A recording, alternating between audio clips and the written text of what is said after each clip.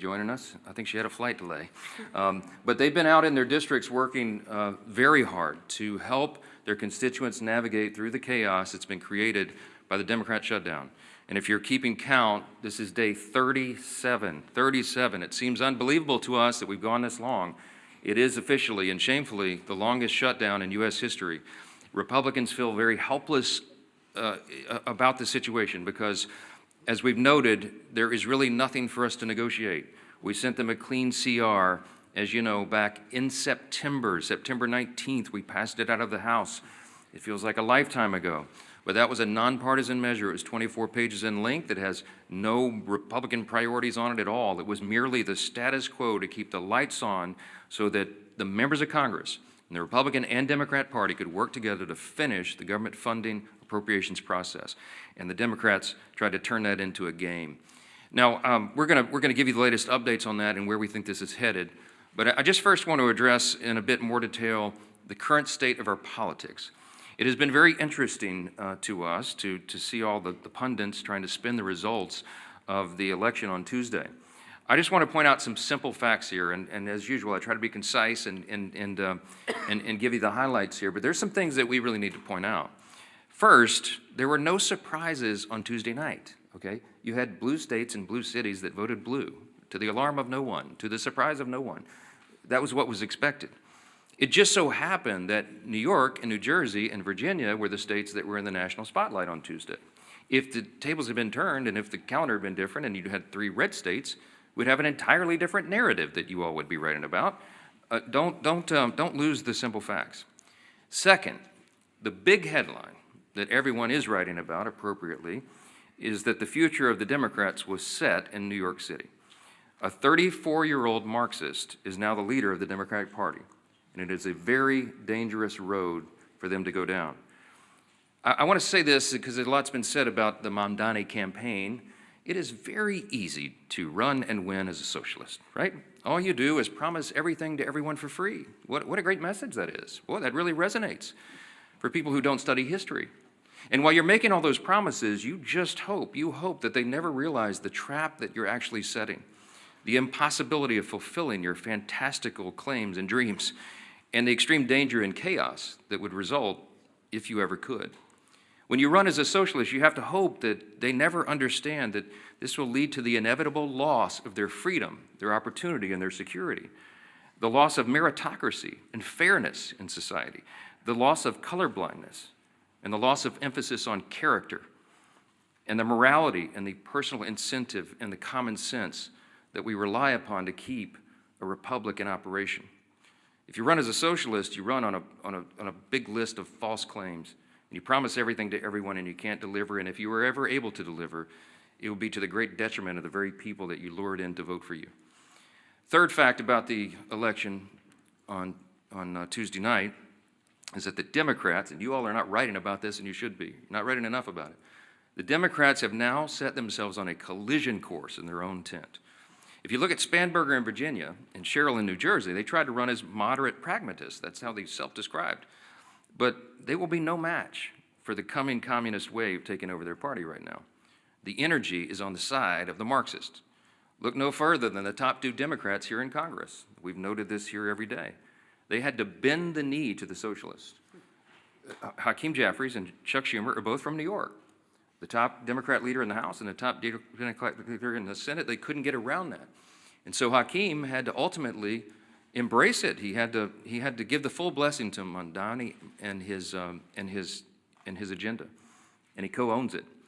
And Chuck Schumer flirted with it. He pandered all along. He flirted with that open endorsement till the bitter end, even though Mamdani is an activist against Israel and an anti-Semite. Chuck Schumer is the highest-ranked Jewish official in America, and even he couldn't bring himself to disclaim that.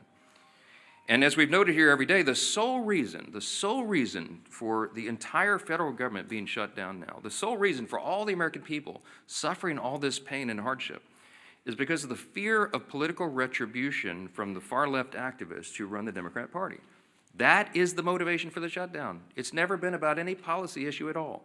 It was only so that they could show a fight and try to show that they're tough to this rising far-left activist base in the party. The old guard has been repudiated, and the radicals are taking over the Democratic Party. We have evidence now every day. Yesterday, Jared Golden announced he would not be running for re-election in the state of Maine. He's a moderate, and he has no place in his party anymore. And then this morning, you saw the headline. Former Speaker Nancy Pelosi has now announced her retirement this morning. That is a very important sign that I hope that you all will delve into. Even the famous San Francisco liberal is not far left enough for the neo-Marxists. We commend her for her services. We all do, everyone who serves in Congress, but there should be a lot written about that. Fourth point I just want to make in the aftermath of Tuesday is that off-year election results in isolated places are never indicative of the upcoming midterm election. Don't read too much into that. You shouldn't. If you do, you're going to miss it. The GOP is in excellent position to win big next year.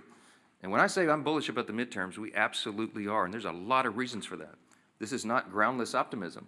It's based on facts. The reason we're in such a great position is because we are united.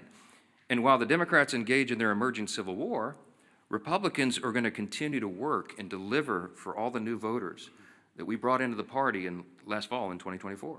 It was a true demographic shift in that election, as you know. Record number of Hispanic and Latino voters, Black and African American voters, Jewish voters, union workers, urban voters, young people. And while they say that there's this big swell of enthusiasm of young people based on what happened in New York City Tuesday night, I would give to you Exhibit A on our side. Maybe you're not noticing, but the turning point events at college campuses all around the country are setting records for attendance.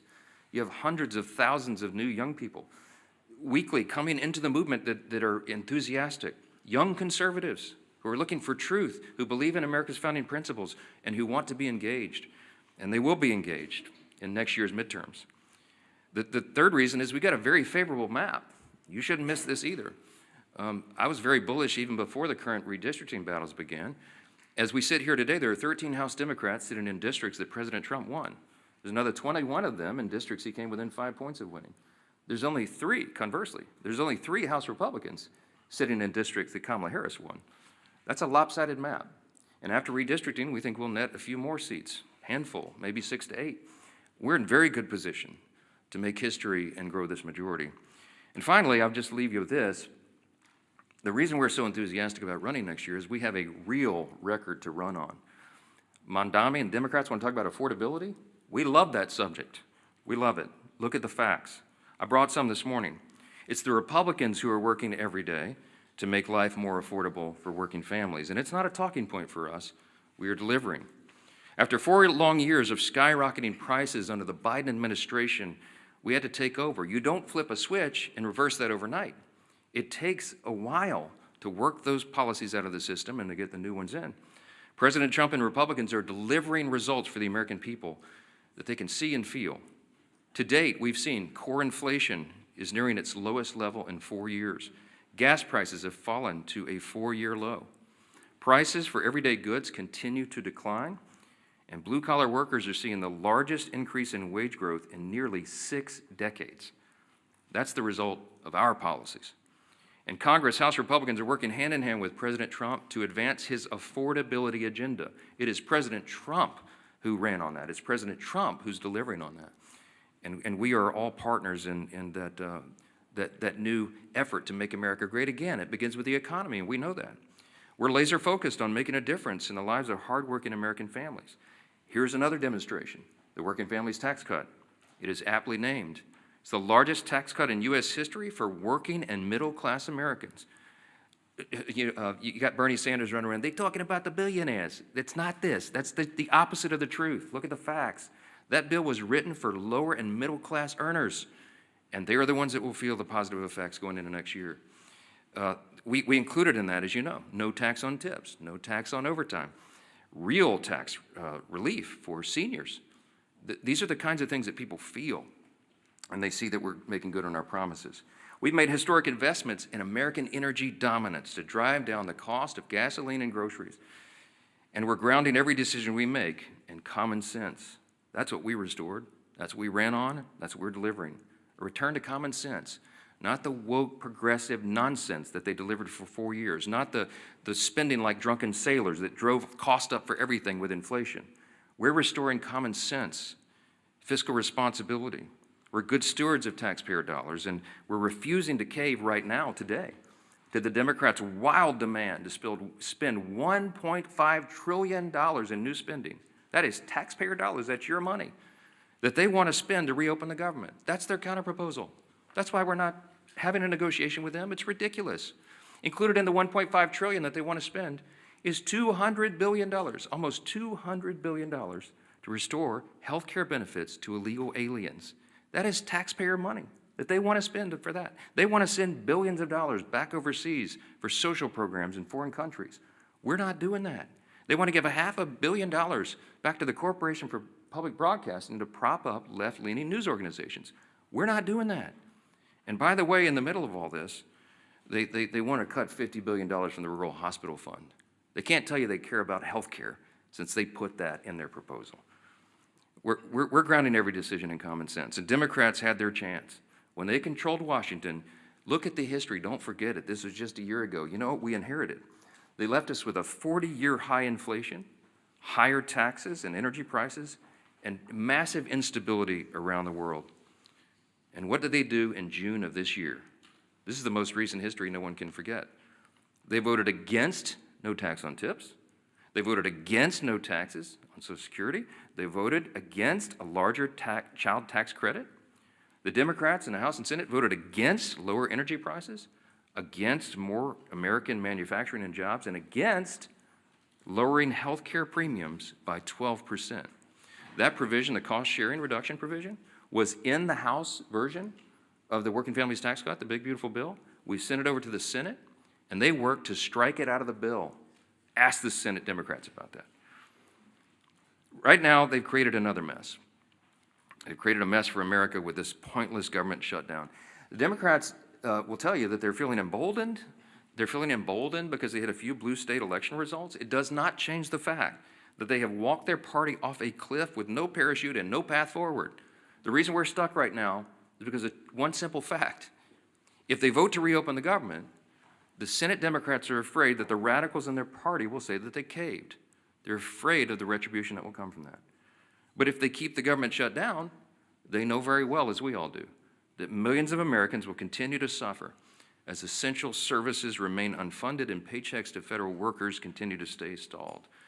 So our question for Democrats this morning is this: which constituency matters more? The loud radicals in your party or the hardworking American people? I can tell you which side the Republicans are on. 15 times we voted for the hardworking American people. And 15 times so far, the Democrats in Congress have voted for the radicals in their party. It is unconscionable to us that they've allowed it to go on this long. And at some point, all you can do is pray that common sense prevails. And that's what I've been doing a lot of.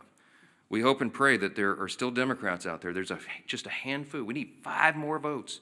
5 centrist, common sense Democrats in the Senate to come to those senses and do the right thing. It's time for them to put their country first.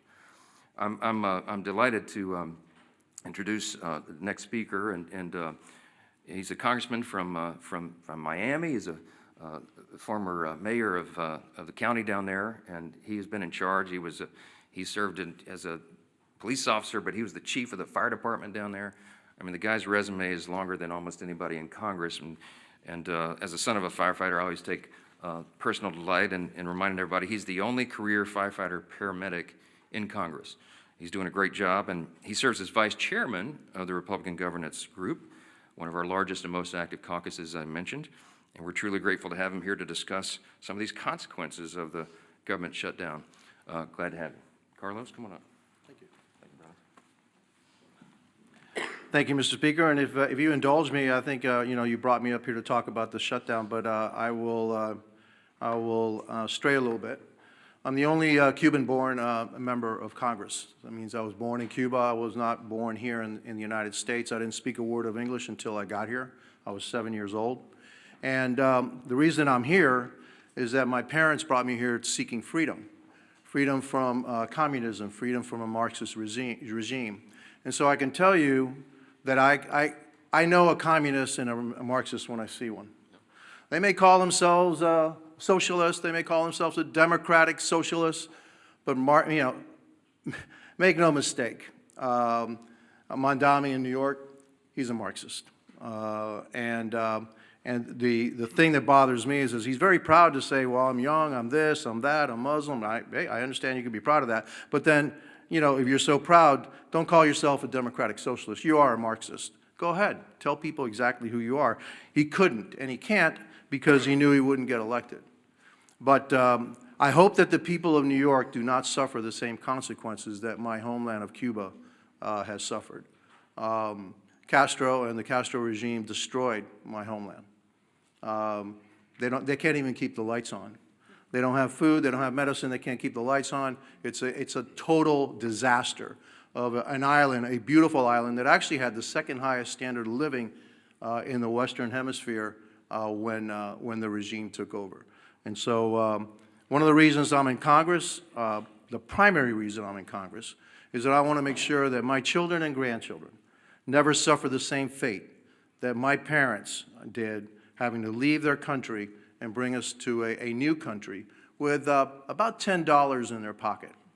Now, that's what makes this country great. My parents came here with 10 bucks in their pocket and a watch. By the way, I still have that watch. All right. And here I am. Their son was a firefighter. He was a city manager. He was a county commissioner, county mayor of the largest county in the state of Florida, and now a member of Congress. I don't think there's too many countries that you can say that can happen. That's why I love this country. That's why I will fight for this country. And again, I know a Marxist when I see one. And it's unfortunate that the Democrat Party is heading that way, which means we just have to fight that much harder. Here to talk about the shutdown. And so, you know, I'm Congressman Carlos Gimenez again. I represent the state of Florida, Miami, and the Keys. Today I'm standing in for my friend, RG2 Chairman David Valadeo of California, with one clear message, and I want to thank also the other members of RG2 that are here. The Republican Governance Group focus has always been about governing responsibly. RG2 is committed to putting results ahead of rhetoric, keeping the government functioning, and finding practical, common sense solutions that improve the lives of the American people. That's what we're here to do. And that means that we do what's right, even when it's hard. Yes, we're here on day 37 of the Democrat government shutdown, and with each passing day, more Americans are feeling the impact. The effects in my hometown or in my state. In my home state of Florida, 155,000 federal employees have not received their paychecks. Close to 2 million Floridians who rely on SNAP, including more than 1 million children, will not be getting their benefits. My colleagues on the other side insist we have chosen, my colleagues on the other side of the aisle have chosen politics over food security for millions of Americans. Small business loans are being delayed, totaling nearly $300 million in missed distributions, costing our state an estimated $1.7 billion in economic benefit alone. Starting Friday, 10% of the American airspace is going to be reduced because of the shutdowns ahead of the busy holiday season. More than 3,500 flights will either be delayed or canceled altogether. That's true effect of this shutdown. Let me be clear, holding the government hostage is not a responsible way to negotiate policy. On September 19th, the House of Representatives voted to extend government funding to keep the government open. And as the Speaker said, with a clean CR. There were no riders in it. There's no policy differences. It's actually a Biden budget, right? And so, you know, what is the problem? No, there is no problem. It's politics. That's the problem. Meanwhile, Senate Democrats have voted 14, now you say 15 times to keep the government closed. The funding bill before the Senate is the same short-term continuing resolution that we passed 15 times under President Biden with bipartisan support. And I supported each and every one of them to keep the government open. And I know that most, if not all, the members of RG2 also voted for the CRs to keep the government funded. We can and should debate serious issues like healthcare costs, but not at the expense of hardworking American families. I urge my Senate Democrat colleagues to pass the continuing resolution so that we can reopen the government and return to the table to negotiate real solutions. History shows that when Congress works together, we can find solutions without inflicting pain on the American people. I urge Senate Democrats again to reopen the government, end the suffering, and then join us in crafting meaningful bipartisan policy meant to improve the lives of everyday Americans. That's how we govern responsibly, and that's how we serve the American people. And I want to thank you for giving me the opportunity, and I guess now I want to turn the dais over to our Majority Leader, Steve Scalise. Well, thank you, Carlos. And what an honor it is to follow my dear friend Carlos Gimenez, who really is the epitome of the American dream. You know, when you hear stories like his, sad stories, the root of it, having to flee your home country because Cuba fell to Marxism, to communism. But luckily, for people like Carlos, all around the world, there's one place that they can look to if they want a North Star. If they still believe in freedom, they yearn for that desire, and then it fails in their home country, they can look to the United States because the United States represents freedom all around the world. And how dangerous of a position that is when Marxists from within try to change it here, try to unravel what makes America so great. And as Carlos came to seek that freedom that millions others have as well, like my great-grandparents who came from Italy to seek that same freedom. Ronald Reagan said it best: freedom is only one generation away from extinction if we don't fight to defend it. Those words of Reagan still ring true today because, Carlos, we will continue to fight for freedom. But it's not an empty fight. There are people on the other side here in America that are pushing back, that want to destroy that capitalist free market system. And so when you look at the results of the election, anybody that wants to go celebrate a blue state voting blue, what they're not acknowledging is what happened in a city like New York. It reverberates. When New York elects a Marxist as their mayor, there are other Democrats that are now looking and saying, does the Democrat Party represent me anymore? And today you heard it again. Democrats are the ones who are looking and saying that they're done with the Democrat Party. Jared Golden yesterday announced he's not going to run again. And he didn't just say he wasn't going to run again because he got tired of serving in Congress. I think it's really important to pay attention to what Jared Golden said. And he is in a swing district. Jared Golden is one of those moderate Democrats who represents maybe the old Democrat Party now, what was discarded by the voters on Democrat cities and states. But it's not where America is.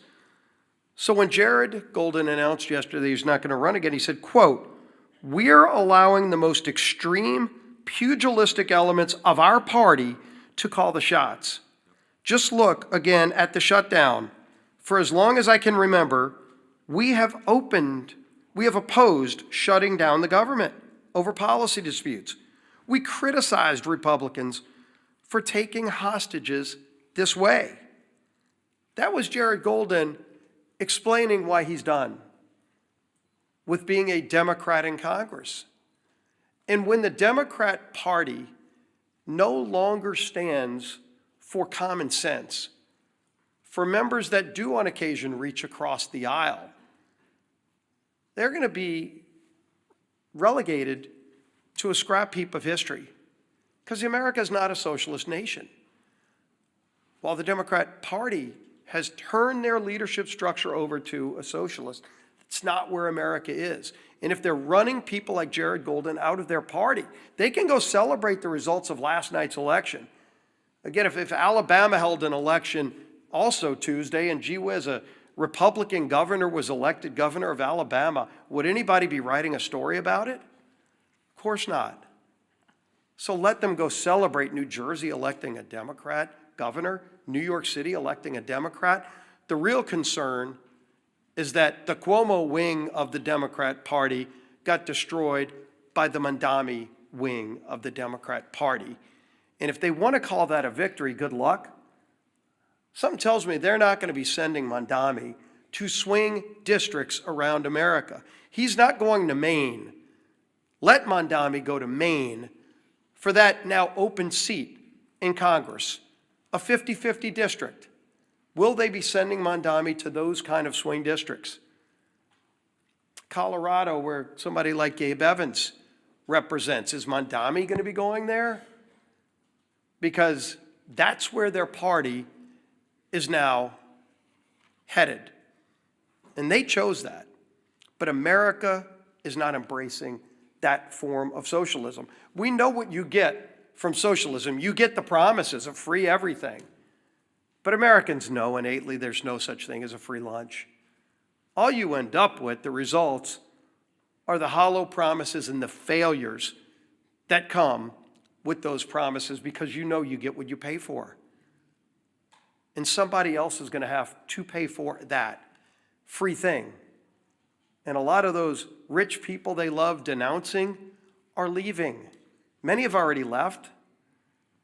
So even when they go raise taxes even more, with the highest rates you can imagine, who's going to pay those higher rates?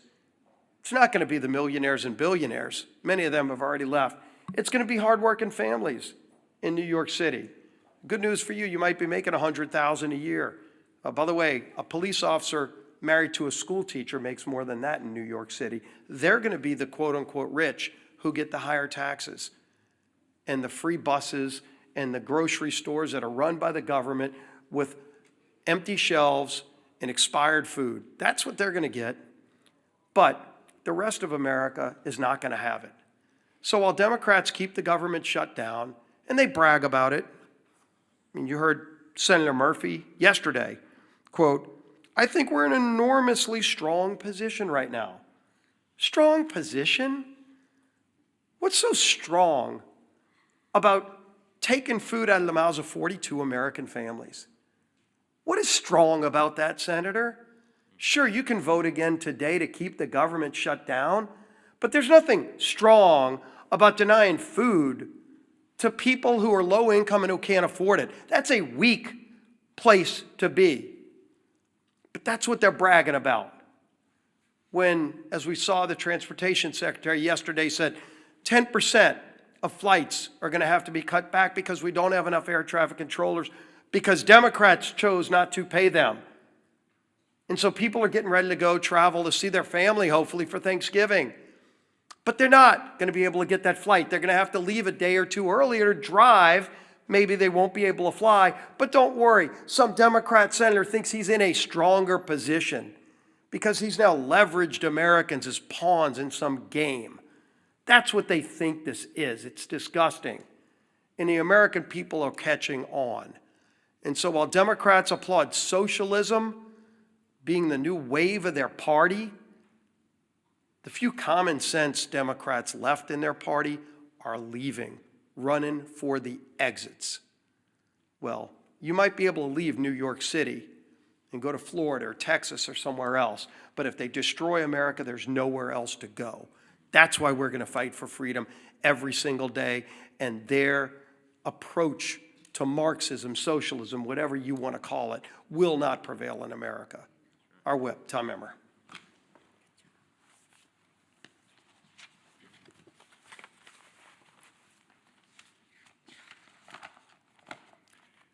It's day 37 of the Democrat government shutdown, and one thing has become clearer, more clear now than ever. The Democrat Party of today is not your grandparents' Democrat Party. They refuse to govern. They resort to hostage-taking when they don't get their way.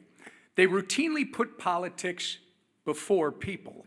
And now they have made communists and assassination fantasizers the pillars of their party.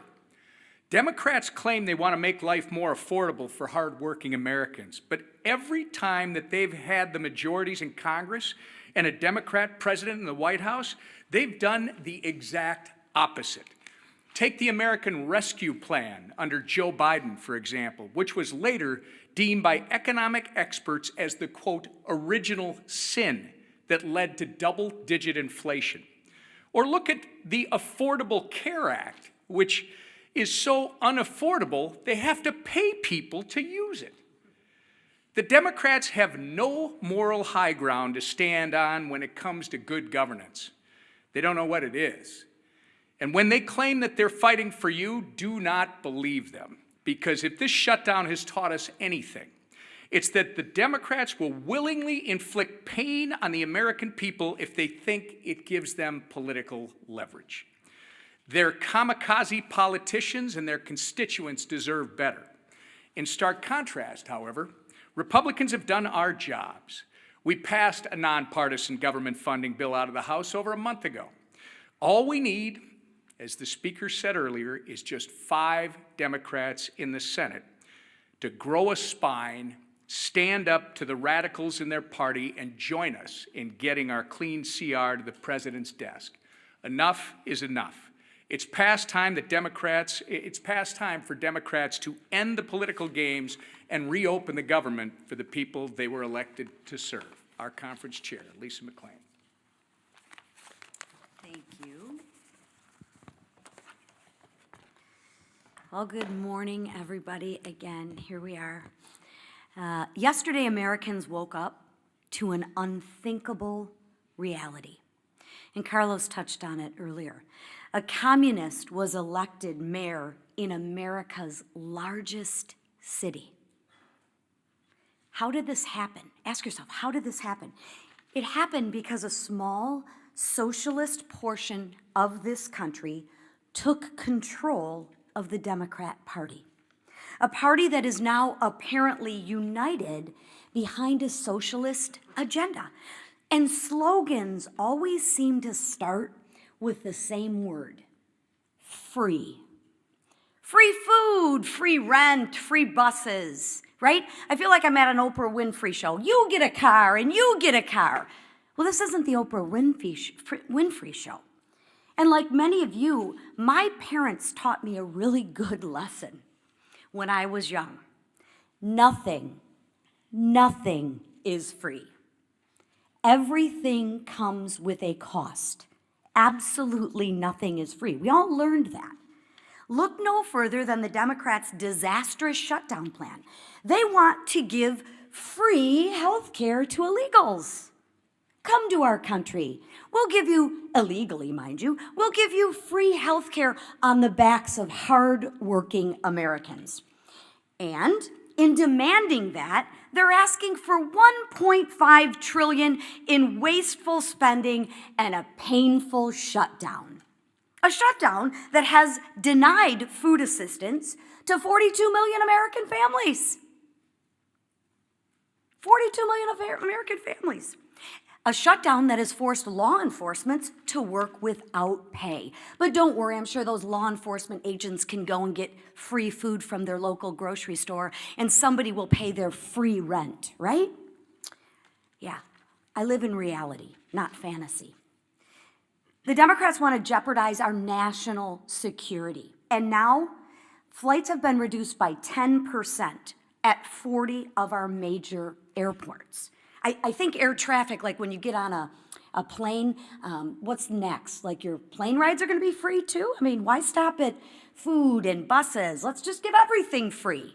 It doesn't work like that, people. Nothing's free. Somebody is paying. And who pays? Anybody want to guess who pays? Hardworking taxpayers, American taxpayers. That's who pay. Nothing's free, right? Nothing is free. Look at your Republican leaders. Just compare and contrast. That's why we voted more than a month ago to actually fund the government.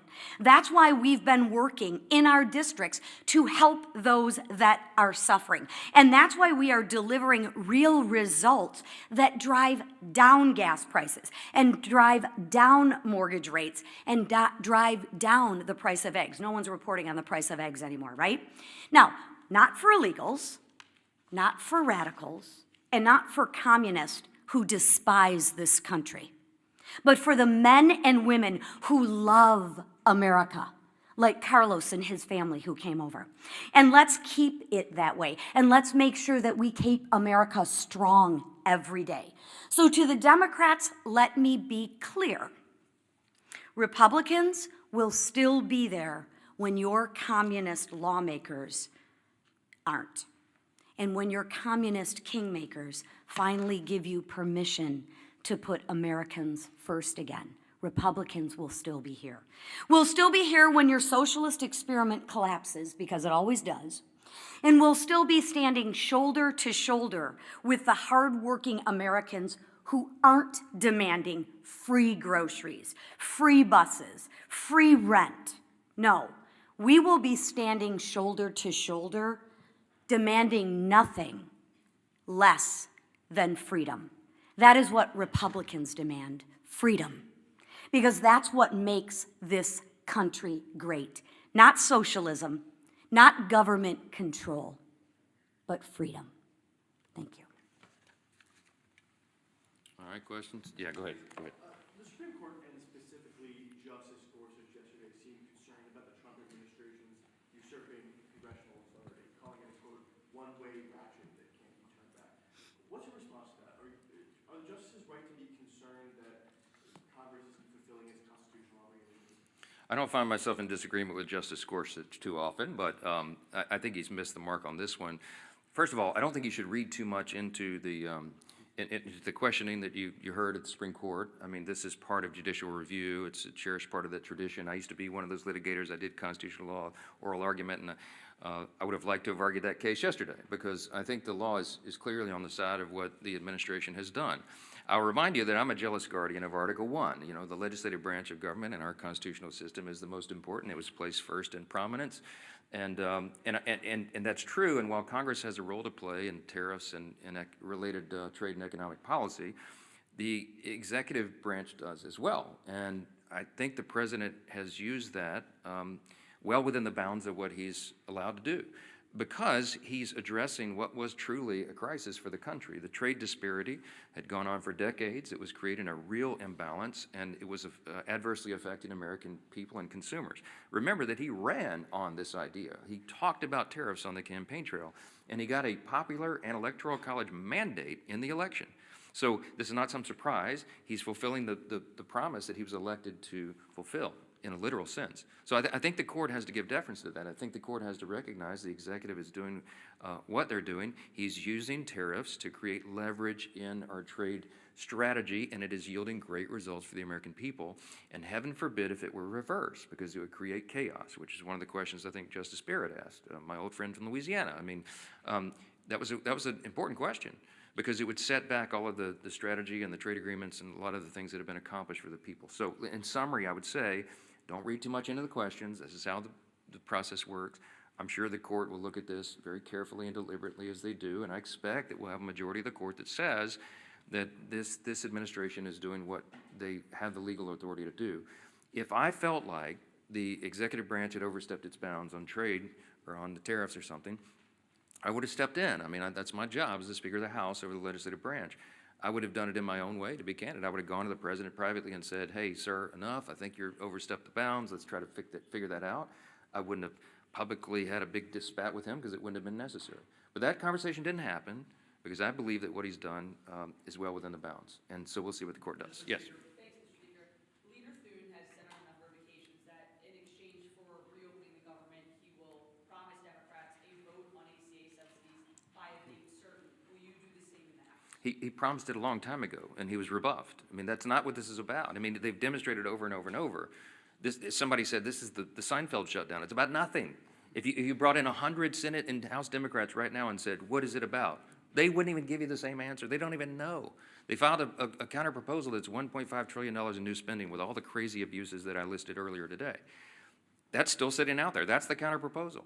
Then they tried to say it was about health care. That was never the issue for the September 30th fiscal cliff. That was always a December issue. We always knew, everybody in the building knew, we were going to have to wrestle through that and come to a consensus on a solution on the COVID-era Obamacare subsidies in October, November, December. And ironically, they're eating up all the clock where that would have been done. It's not about any of this. It's about politics, as we explained earlier. They are more afraid of the radical activists who are running the Democratic Party right now than they are of starving families, having families go hungry and having federal workers go without paychecks. That's just a simple fact. So yes, Leader Thune has been over backwards. He's offered them a vote. You know what they told him in response? No, we need you to guarantee the outcome of that vote. Well, that's ridiculous. That can't be done. The House is sworn in from the Senate. Will you assure the House members that they'll get a vote, House Democrats, that they'll get a vote on ACA subsidies by a date certain? No, because we did our job, and I'm not part of the negotiation. The House did its job on September 19th. I'm not promising anybody anything. I'm going to let this process play out. I'll tell you what they wanted. I'll tell you what Schumer and Jeffries wanted. In fact, Chuck Schumer said it publicly and decried that Thune and I would not go in a back room with them and make a four corners agreement on Obamacare subsidies. And I said, there's no way. It was never possible or appropriate for that to be handled on a CR, on a short-term stopgap funding measure. And he knows that. And we're not doing that anymore. We're not taking four corners, four leaders in a back room and making a deal and hoisting it upon the people. I'm not going to be a part of that. Chuck Schumer is part of the old way this was done, and that's part of the reason why people have such a lack of trust in Congress. We need to be transparent, open. We need to do it through the process. We need to involve and engage all of our caucuses and all of our members in this discussion. Healthcare is very complicated. It is very complex, and it is not something four people can go in a smoke-filled room in the back and make a deal on. I reject it. Yes. Speaker, the president yesterday said that Republicans were getting killed for the shutdown. Is it helpful to have them talking like this when it's actually emboldening Democrats not to pay? Look, I've spoken with the president about it. I reminded him, as I said this morning, this was not a surprise to us. I mean, blue states elected blue leaders. I mean, yeah, so what? I mean, it would have been a huge headline if we could have had an upset there, but that was to be expected. As Leader Scalise said, I mean, you know, if the three big elections yesterday would have been in, you know, Louisiana, Alabama, and Texas, you'd have a totally different narrative, right? Or name any red state. It just so happened that those were the blue states. That was the blue outcomes. That's what everybody expected. I don't read too much into that. Yes, front row. Morning. Two questions. One, about the shutdown, you said 48-hour notice for the House to return. Does that include this weekend? And then a question for you and for Chairwoman McClain. Egg prices are no longer in the headlines, but food prices themselves have still been going up. Grocery prices are still going up. How do you respond to that? Yeah, but the USDA has reported, and all of the economists have shown, food prices always go up. There's an inflationary level that's built into grocery prices, but they're going up at a much slower pace. In other words, the economic policies, even though all the provisions of the Working Families Tax Cut have not yet been implemented, that's going to make a dramatic effect. It's going to be like jet fuel to the economy. We have all these pro-growth policies that will bring down costs, increase wages, increase jobs, and more access to the economic rung so that more people can climb up the ladder. But in the meantime, even the fact that we have made these positive steps and momentum, grocery prices are rising at their slowest level in many years. You should look into that. So, I mean, that is an exhibit C, and the argument that it's Republican policies that are the only thing that's going to bring that down. The reason that your grocery prices are so high, it's multifaceted. But it's because we had 4 years of Bidenomics. Remember when they tried to tell you that Bidenomics was so good for you and your family, and everybody went, what are you talking about? That's part of the reason we shellacked them in the election last fall, because they were trying to sell you a bill of goods that wasn't true. And the reason that inflation rose is because, as was noted earlier, the big signature pieces of legislation that they passed in the Biden administration were disastrous for the economy. And it made inflation rise rapidly. Why? Because when you pour more dollars into the economy, that is the effect. It's just as sure as gravity. It's basic economics.